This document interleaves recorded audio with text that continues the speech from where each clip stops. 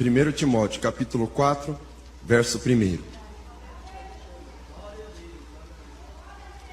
1 Timóteo.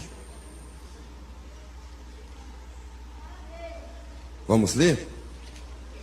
Mas o Espírito expressamente diz que, nos últimos tempos, apostatarão alguns da fé, dando ouvidos a espíritos enganadores e a doutrinas de demônios, pela hipocrisia de homens que falam mentiras, tendo cauterizada a sua própria consciência, proibindo o casamento e ordenando a abstinência dos manjares que Deus criou para os fiéis e para os que conhecem a verdade, a fim de usarem deles com ações de graça. Porque toda criatura de Deus é boa, e não há nada que rejeitar, sendo recebido com ações de graça, porque pela palavra de Deus e pela oração é santificada. Amém? Pode assentar, irmãos, e podem louvar a Deus com as palmas para Jesus. Podem glorificar o Senhor com as palmas.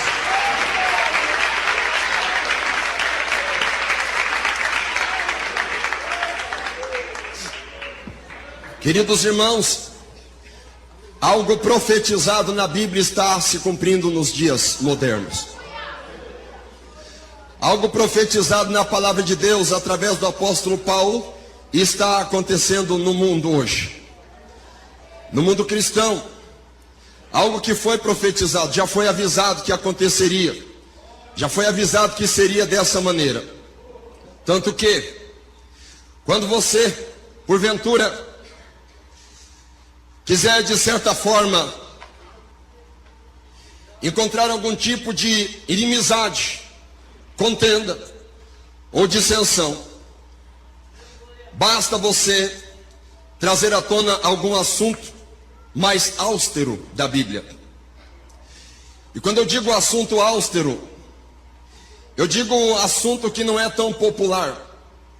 Primeiro eu preciso dizer o que é popular.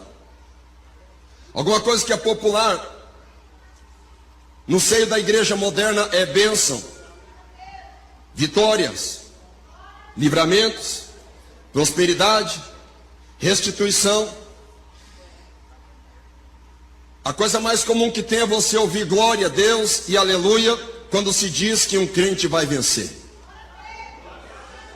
A coisa mais comum é você escutar louvores, exaltação ao nome do Senhor, quando se diz que todo mundo vencerá por Jesus. Agora, quando algum tipo de desvio de conduta, pecado, é abordado, é tratado, aí então, o nível de aceitação começa a se diminuir. E alguns assuntos que nós temos aprendido e nós temos crescido vendo que não a sociedade cristã apenas evangélica, mas a sociedade cristã católica também aceitava como certo, agora é questionável.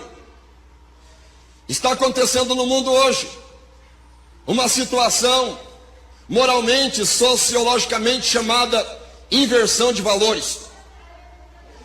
Você sabe o que é inversão de valores? É claro que você sabe. Nós temos uma noção básica do que é valores. Agora imagine esses valores sendo invertidos. Algumas situações sendo polarizadas, sendo trocada a ordem, o sentido, a aceitação do que antigamente era bem aceito, agora não é aceito. E o que antigamente não era aceito é um modelo viável e mais aceito. Na linguagem de um falador por aí, os valores estão invertendo-se da maneira que, para a sociedade mundial hoje, coloca-se o cabrito para cuidar da horta. Você já viu isso? É estranho ou não é? É avesso ou não é? É. E quem é mais prejudicado com tudo isso? Nós poderíamos dizer que é a igreja. É claro que é. Mas estamos tratando de família. E as famílias estão sendo bombardeadas por esta onda maligna de inversão de valores. A família está sendo bombardeada. E a Bíblia já alertou um grande ataque contra a instituição familiar, que começa com o casamento. A Bíblia chega a dizer aqui de proibição do casamento. A Bíblia chega a dizer aqui de proibição dos manjares que Deus permitiu e estabeleceu. Hoje, aqui em 2017, nós podemos imaginar proibição do casamento. Eu não consigo acreditar que isso um dia possa acontecer. Alguém de 1920, escutando alguns costumes praticados hoje, até por pessoas de bem e que estão no alto escalão das repartições públicas, eles não acreditariam que aconteceria em 1920 o que acontece hoje. É incabível nós analisarmos o final do casamento, a destruição do casamento, queridos irmãos, para nossa atualização. Já faz tempo que casamento na agenda global, na agenda mundial, é sinônimo de ameaça. Família na agenda mundial é sinônimo de prejuízo, de problema, de aumento na taxa de natalidade e tantas outras aversões que o sistema mundial apresenta contra a família. Satanás, com seu ataque terrível, está deixando as famílias cada vez mais desestruturadas. Eu poderia tratar isso de maneira apenas sociológica, falando somente de família. Mas um sociólogo faria uma palestra melhor do que a minha. Muito fácil isso. Ou qualquer outro psicanalista poderia discursar muito melhor, tratando-se de família, analisando somente os fatores sociais, ou seja, somente o relacionamento do homem com o homem e a modificação disso tudo no meio. Mas espera aí, nós não somos sociólogos, nós somos crentes. E se nós somos crentes, nós somos espirituais. E se nós somos espirituais, nós temos que entender a origem deste mal. E a origem deste mal não é simplesmente um relacionamento social. A origem desse mal também é espiritual. E o nome dessa origem de mal toda é apostasia. E está acontecendo. Há uma preocupação muito grande no meu coração e no coração de homens sérios e de mulheres sérias com este problema chamado apostasia. Porque a apostasia ela é muito sutil. Ela não trabalha abertamente, porque tudo que se manifesta abertamente, com imposição, com truculência, é resistido pela maioria. Agora, a apostasia, ela trabalha fluindo pelas beiradas, trabalha devagar, pervertendo um espaço aqui, automaticamente ganhando outro espaço ali. Corrompe um espaço aqui, ganha outro espaço ali. Derruba um dogma aqui, ganha um espaço ali. Derruba um ponto doutrinário aqui, ganha outro espaço ali. Derruba-se uma liderança aqui, ocupa-se um espaço de crescimento ali. E assim, a apostasia vai trabalhando para se estabelecer dentro da igreja. E é um fenômeno de últimos dias. A Bíblia vai tratar a apostasia como um problema sério e precisa ser tratado assim. Paulo adverte a Timóteo, alertando desse tempo e desse problema. Alguém pode dizer, apostasia, acho que eu preciso mudar de igreja. Apostasia não é um problema eclesiástico, porque em qualquer ministério onde você for, você vai encontrar um problema da apostasia. Outras pessoas dizem, eu vou embora do Brasil, o evangelho aqui inflou, cresceu demais. Eu vou para a Alemanha, eu vou para a Suécia, o berço do pentecostalismo, ou eu vou para a África, onde existe um alto índice de aceitação do evangelho. A apostasia não é um fenômeno geográfico. A questão da apostasia está mais relacionada a um tempo um tempo de apostasia. E a Bíblia vai dizer isso. Nos últimos tempos. Nos últimos tempos. E o problema da apostasia é que ela tem um lastro, ela tem um apoio, ela tem uma base de sustentação. Qual é essa? O livre-arbítrio. Por quê? Eu vou te fazer uma pergunta: será que você vai comprar linguiça na farmácia? Não, você não vai comprar linguiça na farmácia. Ou você vai comprar um relógio de parede numa borracharia? Não, você não vai fazer isso. A questão da apostasia é o seguinte: Satanás, ele procura reivindicar a legalidade para si, dizendo: é o que os homens querem, é o que as pessoas querem. Eu não vejo mal nenhum nisso. Isso é o pleno exercício do livre-arbítrio, cada um faz o que quer. Isso não é apostasia, é a vontade humana, da palavra grega telema. Isso é a vontade do homem, o homem quer isso. O homem quer deitar, beber e folgar, isso é natural do homem. E Satanás encontra essa legalidade. E como a apostasia tem crescido tanto, quem sofre são homens e mulheres de Deus. Porque o mundo, ele vai crescendo nesse tipo de sistema, vai se fortalecendo e vai comprimindo as minorias. Você já ouviu falar em bullying? Existe o bullying evangélico, existe o bullying cristão, onde se tira sarro de pessoas que conservam a doutrina da santidade. Existe discriminação. Nós vivemos num país que é chamado um país plural, um país laico, onde se respeita tudo. Se respeita homossexual, se respeita religiões afro, se respeita budismo, taoísmo, judaísmo, até islamismo, se respeita tudo. Se respeita, cabe tudo. O nome disso é pluralismo. Tem que respeitar todo mundo. É engraçado que tem lugar para todas as confissões religiosas, tem lugar para todas as confissões eclesiásticas, tem lugar para todas as filosofias, todo mundo é respeitado dentro do campo da tolerância, só que tem um problema sério. Às vezes nós temos encontrado uma barreira dentro da própria casa de Deus para se provar que a inversão de valores está crescendo, que até mesmo dentro da casa de Deus, que é um lugar para ser diferente, não está sendo exercido o ofício da casa de Deus. E até quem quer ser fiel, quem quer guardar a doutrina de Deus, quem quer guardar a palavra da santidade, da verdade, está sendo discriminado e afastado por canto. Amém.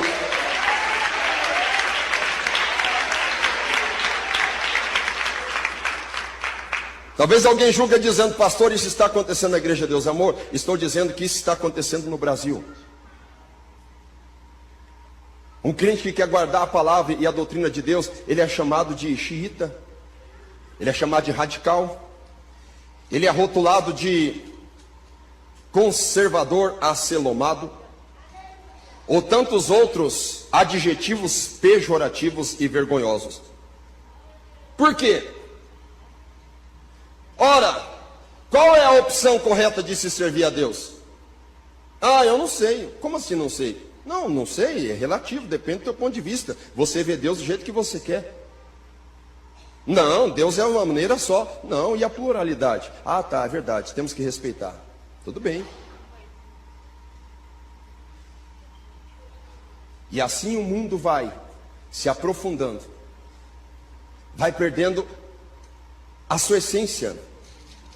Você sabe, irmãos, o que é perder a essência? Perder a característica, a identidade. Quando se pergunta assim: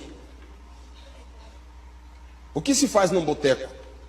Ora, num boteco você vai para tomar alguma coisa, talvez um refrigerante ou tomar uma cachaça, coisa parecida. Essa é a função primária de um boteco. Até hoje, apesar de existir mais igreja do que boteco, o boteco ele ainda mantém a sua função principal, que é ter bebida para as pessoas tomarem. Agora a igreja, pastor, a igreja é um ajuntamento social, é parecido com um clube, uma sociedade. Não. Igreja é um lugar, ou pelo menos essa instituição, e não somente aqui, mas em todo o Brasil, é um local de adoração a Deus. É como se fosse um quartel general, onde recebe-se ordens, e não somente para se receber, mas para se executar. E Satanás está trabalhando de todas as maneiras para corroer essa finalidade. desvio de finalidades,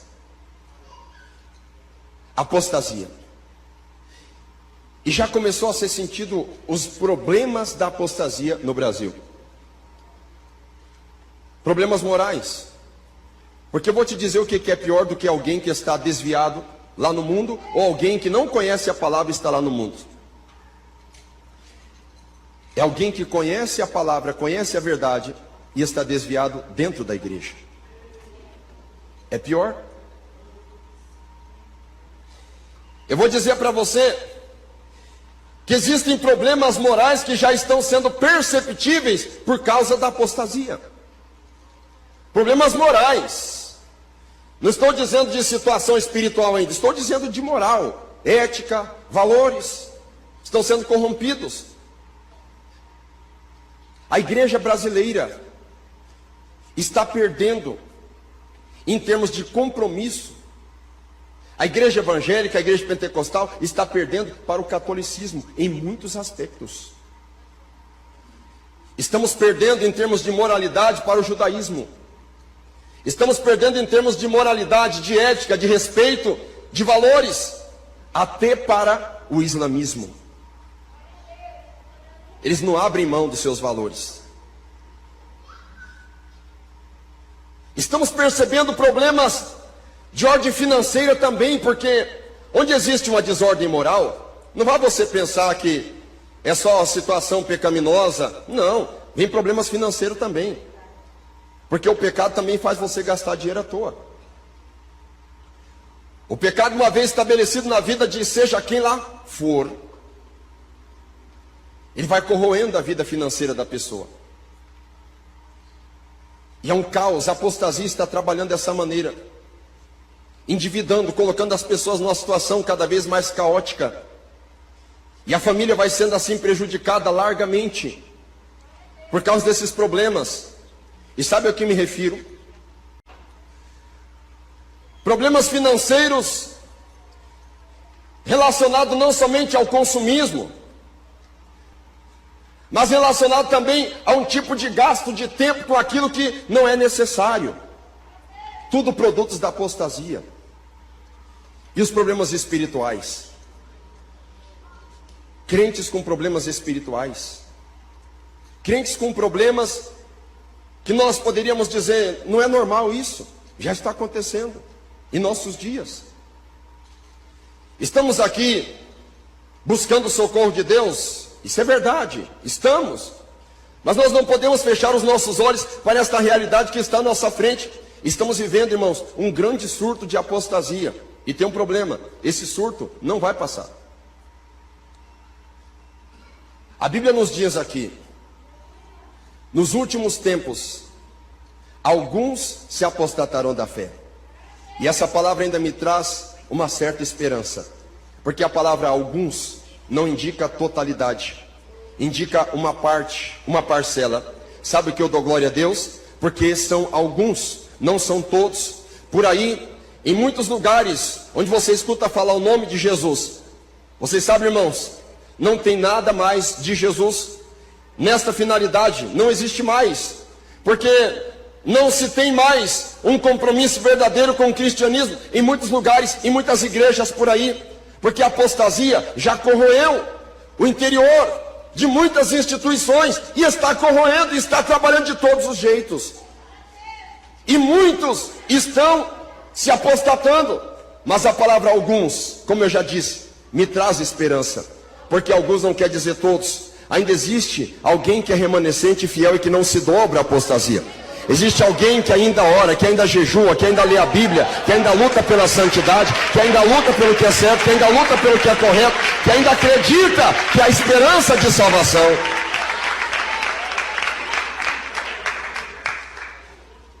Mas a apostasia está aí. E sabe, irmãos, a Igreja Deus e Amor é muito conhecida. É muito conhecida por muitas pessoas aí por fora. Eu dou glória a Deus porque a nossa igreja ainda é conhecida como uma igreja rígida nos termos de santidade ao Senhor. Mas tem um detalhe. Já tem muitos escândalos e muitos pecados se avizinhando que estão corroendo essa imagem também. E sabe, irmãos, ainda existem alegações dizendo assim, ora, apostasia. Tinha que acontecer apostasia. Eu ainda estou sendo bíblico, ainda que eu seja apóstata, eu estou sendo bíblico. Ainda que eu cometa algum escândalo, eu estou sendo bíblico. Eu faço parte da estatística do que escandaliza. Eu faço parte da estatística do que é apóstata. Calma lá. Não é bem assim. É igual a morte de Jesus. Jesus morreu, mas existe responsabilização por quem entregou Jesus, por quem traiu Jesus. Vai acontecer escândalo? Vai acontecer, mas ai daquele por quem vier o escândalo. Ah, se apostatou, mas ai daquele que se apostatar. O que é apostasia? É um afastamento. O que é apostasia? É um ato revolucionário. Você sabe o que é revolução? Nós vamos entender revolução basicamente. O que aconteceu em 1850? A tal da Revolução Industrial. Modificou totalmente a forma de fabricação, supervalorizou o capital, enfim, isso é um tipo de revolução. Mas agora, culturalmente, socialmente, é o que importa para nós agora. Revolução é o quê? É uma inversão de valores, uma troca de valores, uma troca de situações. E Satanás, ele quer trabalhar de todas as maneiras para se infiltrar no seio da igreja, promovendo revoluções.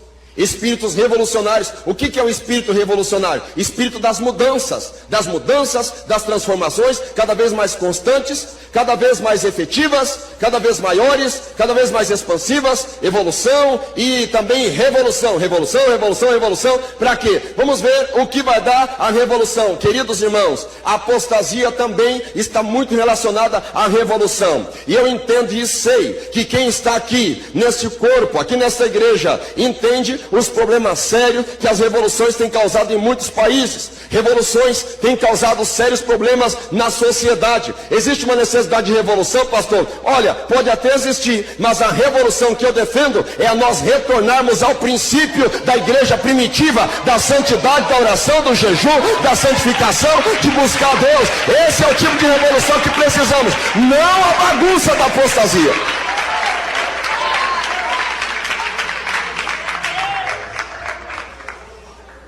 Esse tipo de revolução eu apoio. A igreja primitiva é um modelo, é um referencial. A igreja de hoje que nós estamos vivendo, o período de hoje, a igreja, como nós entendemos, e como os ímpios chamam, os crentes, os evangélicos, está enfrentando um problema muito sério com a apostasia. Problema muito sério. Quando eu falo de apostasia, é difícil eu não tocar no assunto de oração. É difícil eu não tocar no assunto de jejum. É difícil eu não tocar no assunto de Bíblia e de santificação, de santidade. Sabe, irmãos, um dos grandes sinais da apostasia é o afastamento do espírito de oração. Talvez alguém diga assim, o pastor está dando indireta para a gente orar mais. Irmãos, você vai entender o que eu quero dizer com isso. Espírito de oração é um tipo de espírito de súplica derramado por Deus no coração da igreja, onde o crente não é que ele vai orar porque ele precisa, ele tem que orar. É aquele espírito que começa a compungir o crente, quando ele vê, ele está orando, não necessariamente porque ele precisa ou porque ele quer, mas é porque Deus está movendo. Mas esse espírito vai trabalhando de tal maneira que ele começa a atrapalhar toda a essência desse espírito de oração que tem que existir no meio da igreja. Tem que existir um espírito de santificação, um espírito de ataviamento da noiva, um espírito de preparo. A apostasia veio para arrebentar, para quebrar com tudo isso. Vocês sabem, irmãos, eu falei para vocês que, por um lado, a Bíblia está dizendo que alguns se apostatarão. Eu até apresentei uma certa positividade, dizer, alguns, não é a totalidade, mas a Bíblia diz dos últimos tempos, e nós estamos além dos últimos tempos, estamos já na pré-vinda de Jesus. Então, infelizmente, sabe em que tempo nós estamos? Não é no tempo em que alguns se apostatarão da fé. Nós já passamos esse tempo. Nós estamos no tempo em que a maioria se apostatará da fé. A maioria. É difícil nós encontrarmos algum crente que fale das coisas de Deus, puramente as coisas de Deus. Talvez você me diga, o pastor está fazendo meia culpa em cima do altar, está se dando desculpa, ou está dizendo alguma coisa que o pastor se sente culpado por isso. Mas a verdade é, irmãos, que nós estamos vivendo dias tão ocupados, que quase não se fala das coisas de Deus. Estou dizendo aqui, não estou querendo ser mais santo que ninguém. Que quem conversa comigo já percebeu também que até do pastor surge tantas conversas mais administrativas, mais legalistas e mais rotineiras do que das coisas de Deus. O que é que está acontecendo quando eu digo isso? É uma pergunta, não é apenas para um grupo, ou para tentar atacar alguém, ou para tentar falar para alguém. Somos nós, estamos vivendo um tempo difícil de apostasia. Temos que reconhecer isso. Está difícil. Mas quem são os vetores dessa apostasia? Olha um problema sério. Você sabe, irmãos, que é fácil subir no altar e descarregar e dizer, é Deus que mandou.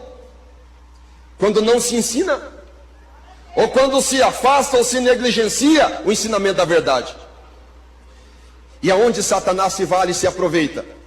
Porque a Bíblia vai dizer aqui, que alguns se apostatarão da fé, dando ouvido a espíritos enganadores e a doutrinas de demônios.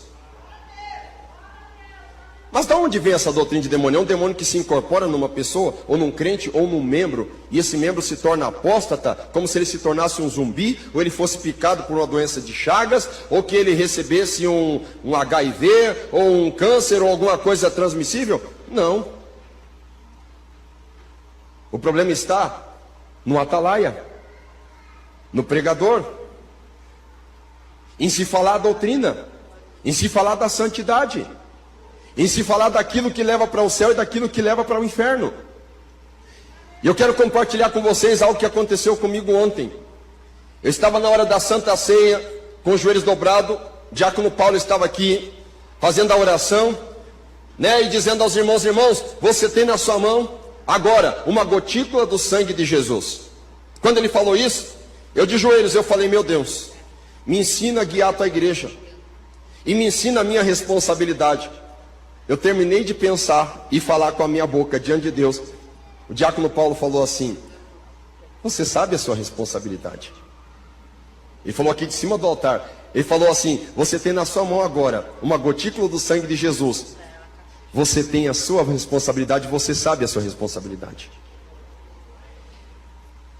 Algumas pessoas dizem assim, a igreja A, B, C, D, E, F, G, até o Z não tem doutrina. Todas as igrejas têm doutrina. Todas as igrejas têm doutrina. Só que a questão fundamental aqui é que nem todas as doutrinas são de Deus. Existem doutrinas de Deus, mas existem também doutrinas de demônios. Existem doutrinas de demônios. Alguém diz, pastor, o que é isso? Isso pode existir? Está na Bíblia, irmãos. Existem doutrinas de demônios. E alguém diz, pastor, como que eu vou identificar uma doutrina de demônios? Todo tipo de doutrina que não te desafia a mudar, que não te desafia a se santificar, que não denuncia o teu pecado, seja o oculto ou seja o exposto, é doutrina de demônios. E essas doutrinas estão sendo disseminadas por aí, e elas são dissolvidas de maneira homeopática, não somente em cima dos altares, mas também através de até hinos que poderiam ser chamados, alguns dizem até louvores. Está sendo disseminado por aí, pelo mundo afora, pela internet, pelos rádios, pela televisão, e as pessoas sentem-se assim tão massageadas, sentem-se assim tão à vontade, quando estão ali se alimentando, pensando que seja alguma coisa de Deus. No entanto, no outro dia sua vida não mudou, ela continua tendo vontade de pecar, continua na masturbação, continua na prostituição, continua na pornografia, continua no adultério, continua na mentira, continua no roubo, continua no engano, continua na falsidade. A vida dela não muda, ela não sabe por que a vida dela não muda, é porque não está sendo ministrada a doutrina de Deus, mas doutrina de demônios. Doutrina de demônios, por incrível que pareça. Doutrina de demônios. Você quer saber o que é uma doutrina de demônio? Aquilo que não te aproxima de Deus, aquilo que te afasta de Deus, aquilo que te faz sentir-se à vontade quando você tem o seu pecado e você não é desafiado, é doutrina de demônio. Ô pastor, e quando eu fico bravo, que eu começo a sentir comichão nos meus ouvidos, quando é pregado alguns tipos de verdade que está na Bíblia, e aquilo começa a me incomodar, e começa a me dar vontade de, sei lá, e eu fico nervoso, fico revoltado. A Bíblia falou também que muitos sentiriam comichão no ouvido, porque não sofreriam a sã doutrina.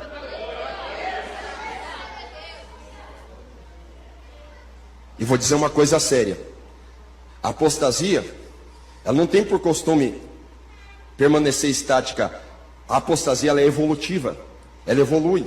E sabe a que nível a apostasia chega? Chega a um nível da pessoa ficar com a sua mente cauterizada. É o que a Bíblia vai dizer aqui, no capítulo 4 ainda, e no versículo 2. Porque a apostasia, ela é disseminada por líderes e por pregadores hipócritas. Eles conhecem a Bíblia de capa a capa, mas eles não vão pregar o que verdadeiramente toca no pecador, porque isso não dá receita em dízimo e em oferta. Isso não dá ibope, isso não dá visualização no YouTube, isso não dá promoção nem projeção pessoal. Então vai se fazer o quê? Eu tenho que falar isso, mas se eu pregar muito, bem da maneira que a Bíblia ensina, eu vou ter que dar um jeitinho de consertar minha mulher. Eu vou ter que dar um jeitinho de consertar também as coisas lá pela minha casa. Eu vou ter que dar um jeitinho de mudar.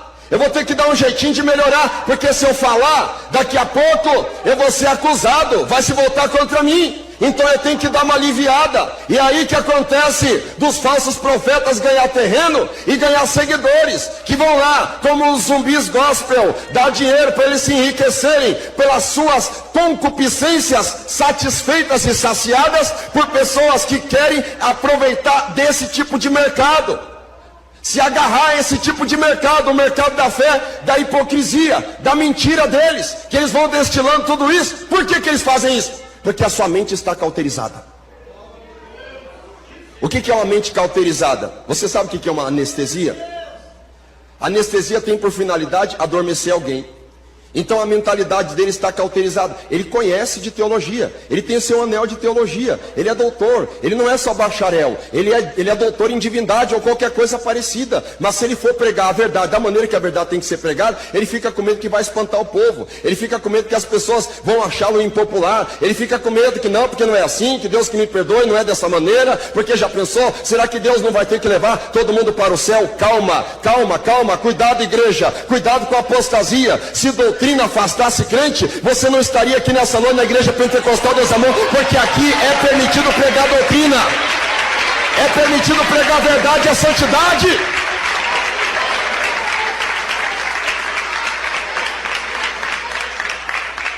Você está numa igreja santa. Irmão, valorize, cuide da tua família e me ajude a cuidar da tua família, irmão. Irmão, valorize a tua família e me ajude a cuidar da tua família, irmã.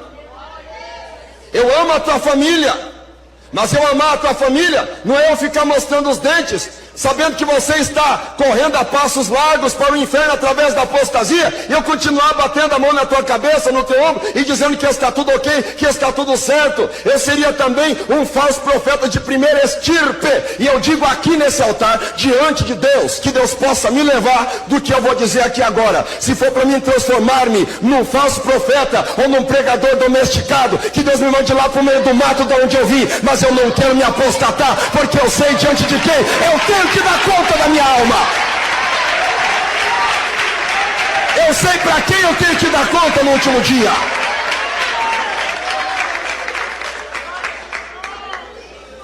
Mente cauterizada. Isso é apostasia. Problema sério. Problema sério. Então veja as consequências. Nós vamos dizer de primeira mão, nós não somos cristãos, nós temos que amar o próximo. Como é que nós vamos amar o próximo se estamos em apostasia? Eu posso pregar sobre o amor aqui, eu posso discorrer o que é amor, eu posso dizer as 3 traduções bíblicas para amor, mas se estiver apostatado, nunca vai existir amor. Será uma hipocrisia. E não existe amor irresponsável. Não existe. Amor irresponsável é aquele tipo de amor que deixa você fazer tudo o que você quer. Isso não é amor, isso é permissividade. Isso não é liberdade, isso é libertinagem. Diante de Deus, nós temos que entender que nós temos limites. E se nós deixarmos nos levar Por tudo isso que o diabo quer que nós levemos. Nós vamos nos apostatar, ou seja, nós vamos nos afastar. E existe uma outra tradução para a palavra apostasia, epistemes do grego, que quer dizer rebelar-se contra. Rebelar-se contra, isso também é apostasia. Rebelar-se contra.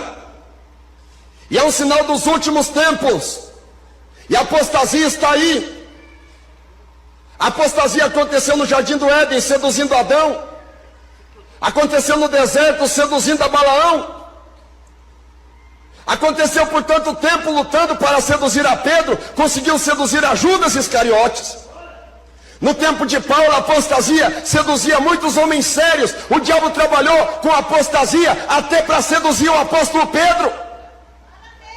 Era um tipo de apostasia judaizante, onde Pedro, sendo judeu, assentado-se entre os gentios, a hora que chegaram os enviados de Jerusalém, Pedro começou a se afastar. Paulo resistiu-lhe face a face, porque Paulo era um guerreiro contra a apostasia. Há momentos que nós vamos ter que endurecer, há momentos que nós vamos ter que nos posicionar, e nós vamos impor regras a nós, dizendo não, não, não, eu não posso me apostatar, eu preciso entender onde eu estou, eu quero ir para o céu, eu não posso me misturar com aquilo que é impuro.